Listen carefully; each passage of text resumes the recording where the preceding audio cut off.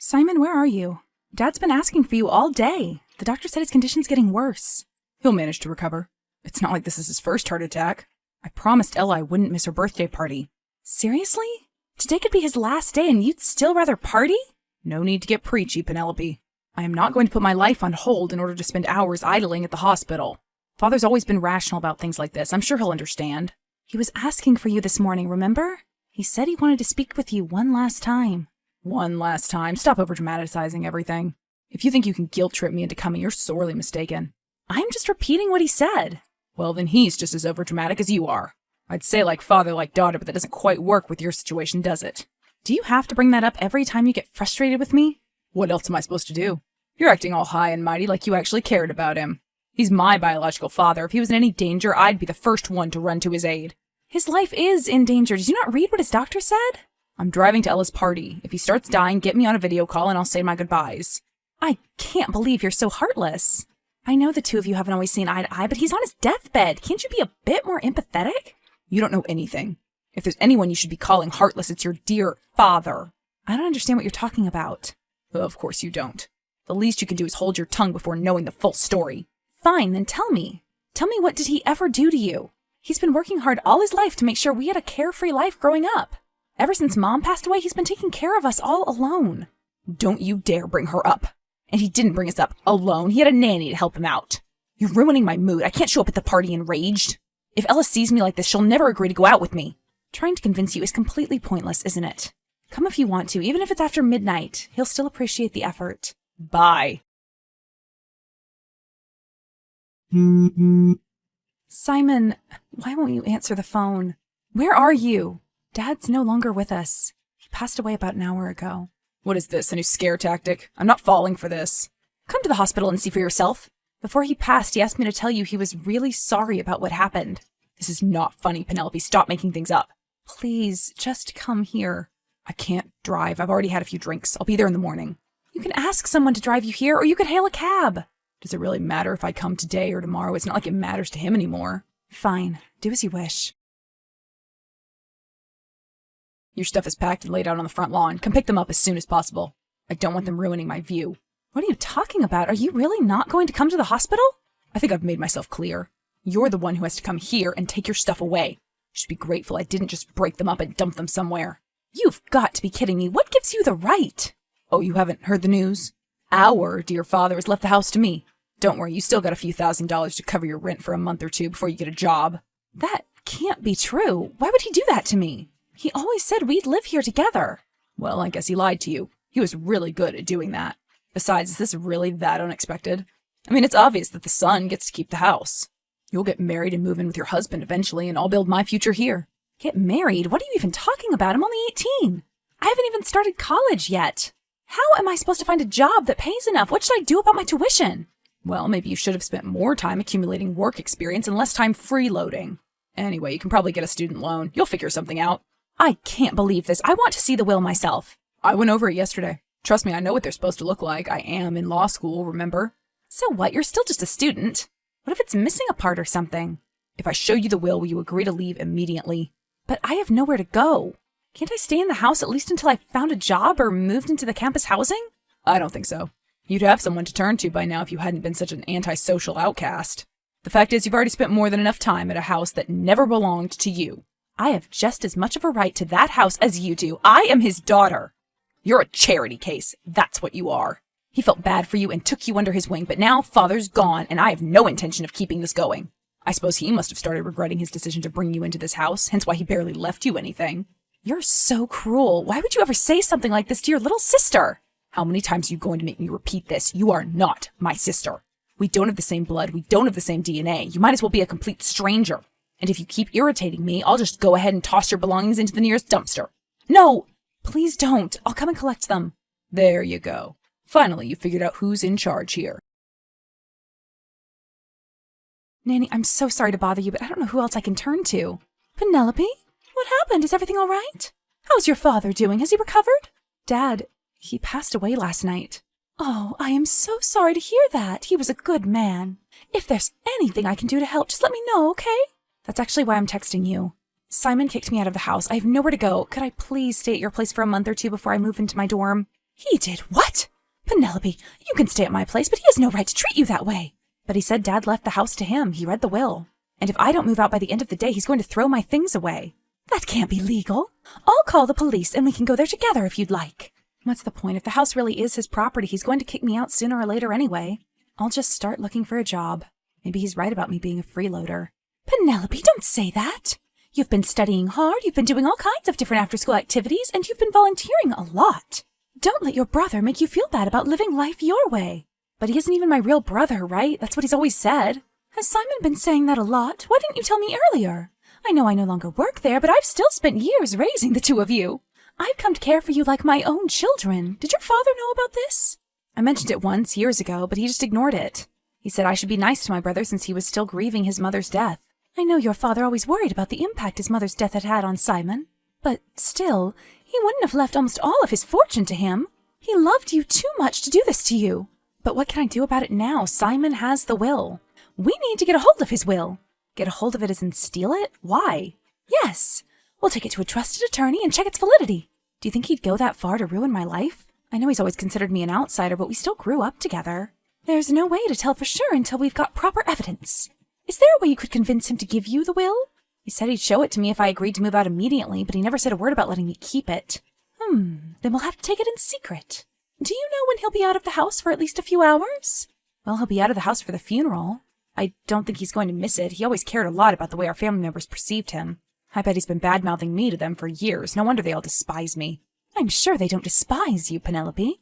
They're just cold and distant by nature. It's not because of anything you've ever done. Thank you for your kind words, Nanny. And thank you for being someone I could always rely on. Of course, I'll always have your back. Since you'll also have to be at your father's funeral, I'll be the one to sneak into the study and look for the will. But won't that be dangerous? What if the security catches you? Let's go and retrieve your belongings together. We can leave something small, like a ring or an earring, behind and stash it someplace the security cameras can't see. Maybe into a bush or under the porch. On the day of the funeral, I'll return to the house and tell the security you've sent me to retrieve a precious possession of yours. I'll get them to let me into the house and start looking for the will. I'll come out of the house with the missing item in hand and thank them. I guess that could work, but what if the will is real? How will we return it? If the will is authentic, I'll come clean about stealing it and beg him for forgiveness.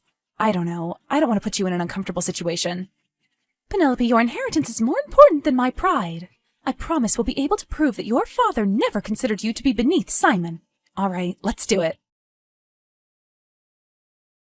Nanny, did you get into the house safely? I did. I guess since you were so obedient, Simon didn't bother with banning us from entering the house. I'm in your father's study right now. Is Simon still there? Yes, he's talking to our distant cousins. He looks really sad. I wonder if that's also an act. He's never really been an easy person to read. The will doesn't seem to be in his desk drawers. Do you think he could have kept it in the safe? It's worth checking. I just hope he hasn't changed the combination. I'll give it a try. It won't open. He must have changed it. Well, Simon's never been all that creative when it comes to digit-only codes. He uses the same 3 dates for everything. Maybe you could enter those?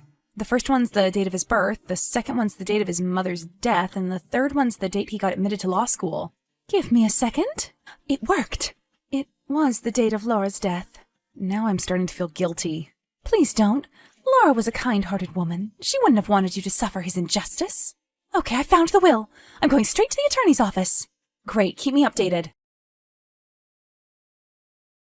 Penny, I've spoken with the lawyer. He said the will is most likely forged.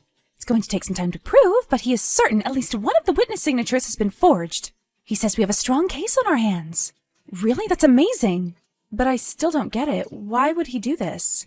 Going as far as to commit an actual felony just to make me miserable? What have I ever done to him?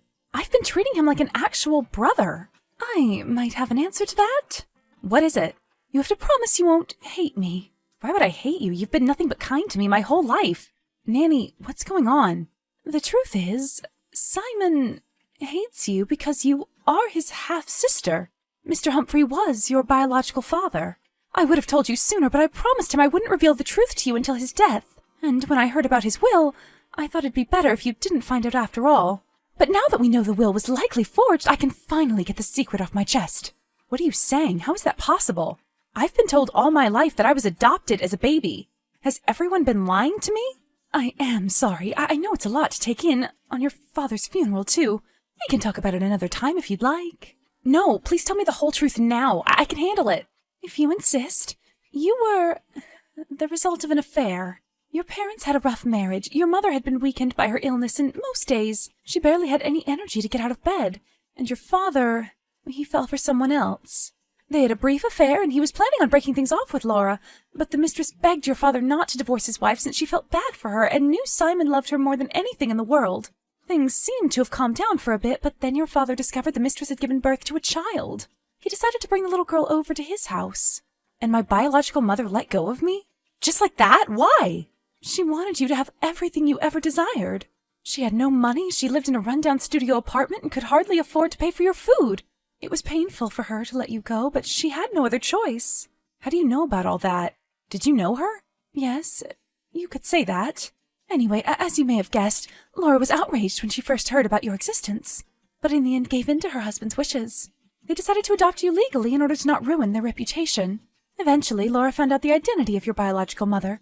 She was so distressed her blood pressure spiked and she suffered a fatal stroke.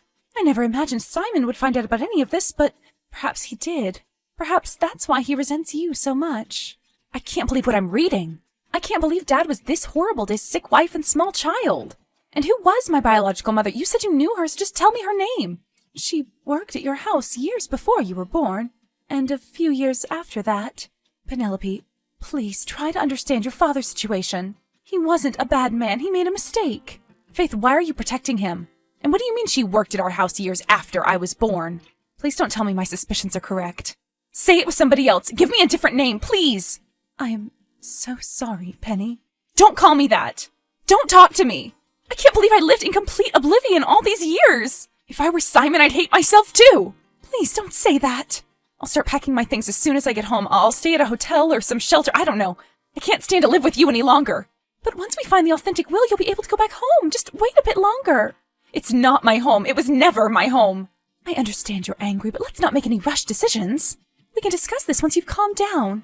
Okay, I'll think about it some more, but this doesn't mean I'll ever forgive you. I know. Simon, I know the truth. I know you forged Dad's will, and I know why you did it. I don't know what you're talking about. You can't accuse people with no proof. I have the will. It's only a matter of time before the truth comes to light. Disclose the real will, and I won't press charges. Are you threatening me? If you're convicted, you're going to be kicked out of law school. Are you willing to take that risk? You've worked so hard for that spot.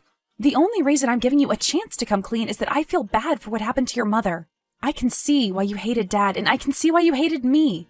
But you are not a kid anymore. You should be able to see that I had nothing to do with this whole mess. How did you find out? Faith told me. How did you find out? I overheard Mom and Dad fighting, and in a few days she passed away. You're telling me not to blame you, but if it hadn't been for you and your mother, she'd have still been alive, and they'd have still been happily married. If it hadn't been my biological mother, it'd have been some other woman. I am mad at them too, but it's been 18 years since the affair. Dad was buried this morning, and your mother, she's gone too. Can't we be adults about this?